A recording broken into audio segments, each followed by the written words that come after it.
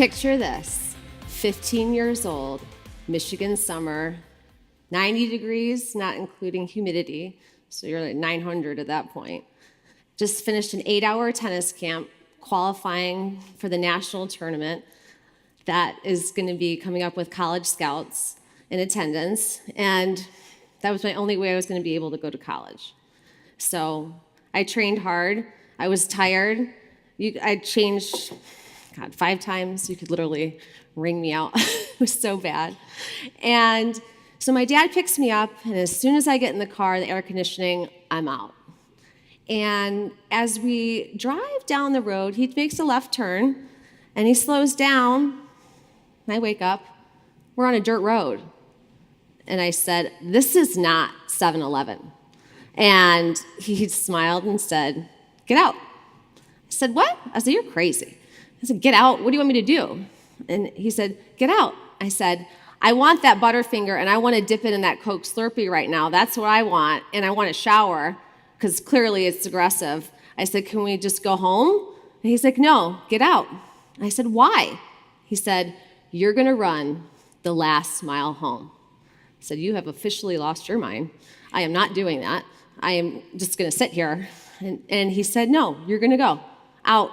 I said, Dad, there's pheasants. There's wild animal kingdom out there. Do you see that? Do you see the pavement? It's got potholes everywhere. Twist my ankle. There goes my scholarship. Can't play. All those years, all those hard work for nothing. Out. I get out of the car. He's laughing. I'm not laughing. And so I hear a click. And then so I start running. And the only thing I had underneath me was the uneven pavement and the hearing of the tires grinding in my dad's Blue Sable, as we called it, the AKA Blue Dolphin, because we named all of our cars. I mean, everybody does that, right? So I end up, hearing the sounding of the grinding of the tires. He's totally Rocky style behind me, coming up, and then all of a sudden I see my finish line. I see the smooth pavement ahead of me. Even I'm trying to ignore the crazy rabid squirrels and the wild dogs and the pheasants coming in. But as soon as I got to the smooth pavement and I got right up to my house and I skipped over that last step, and my dad drives up and he says, get in.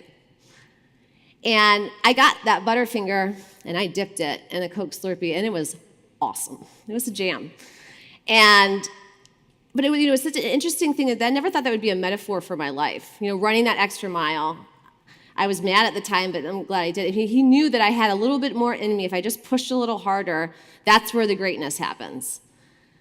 And so that's why I think it's just so important to be coachable in life. You have to put in the work. If I didn't do that extra mile, I was able to get a full scholarship to play Coastal Carolina tennis, played number 1 for them for 4 years. I was a scholar athlete. And it was a huge life lesson to me today. By pushing herself to run the last mile home that one time, she found that she made it a life metaphor, and she pushes herself every time to find the next best thing that she's doing. And she's really inspirational. Her talk really spoke to me, and if we just take that additional step, we can go so much further. But you also have to love yourself. Right? There's just so many outside influences that can determine what you should do, what you shouldn't do, but it all starts with the reflection in the mirror. And you have to look at yourself every morning. How you start your day matters, and say, I love you. You are enough. Let's go rock this life. And if you start with a positive mindset, that sets the tone.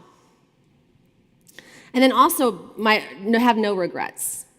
That's one of my biggest fears. I don't want to be 90 years old and say, oh man, if I just would have done that, if I just would have worked a little harder, I could really been successful at something. But I chose not to. I just chose to listen to the negative Nancys out there that don't want you to succeed. And so I said, no, I'm going to do this.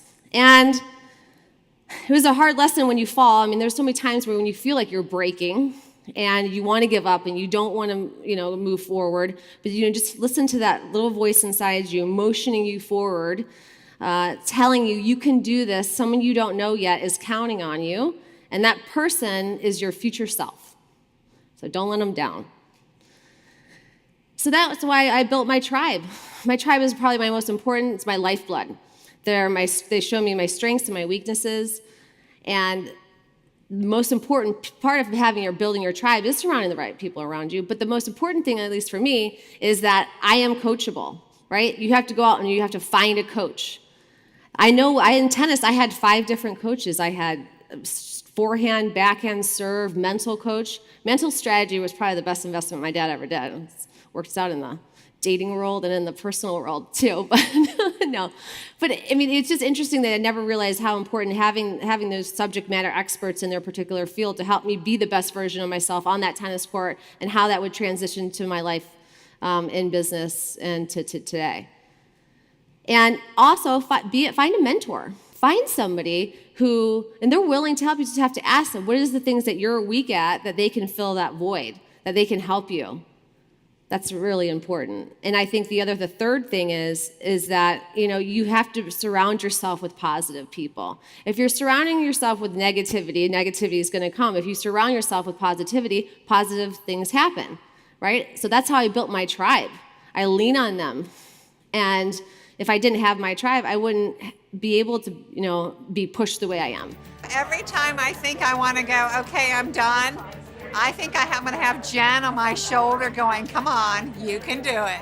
I think it was really great that Jen was able to kind of get me thinking about when you really had that passion for something like sports or music or whatever your thing was when you were younger, and kind of using that to ignite what you're doing now. She's a fantastic speaker. We very enjoyed the presentation that she gave. Very touching. So one of my favorite stories, it's an old movie, one of my favorite movies, it's called Mr. Destiny. So it's from the 90s, and it's about a man, Larry Burroughs, aka Jim Belushi, who, as a child in high school, played baseball, and he got striked out. And he always regretted that moment. And it wasn't until later that a man came back and showed him how his life could have been different if he would have hit that home run that day. So in my thought, I'm thinking, well, what if you worked a little bit harder? What if you ran that extra mile? And if you actually were coachable and had built that tribe, well, would your life been different? So my question to you is, what's that thing that you want to do to be the best version of yourself and fulfill your destiny and rock it? Thank you.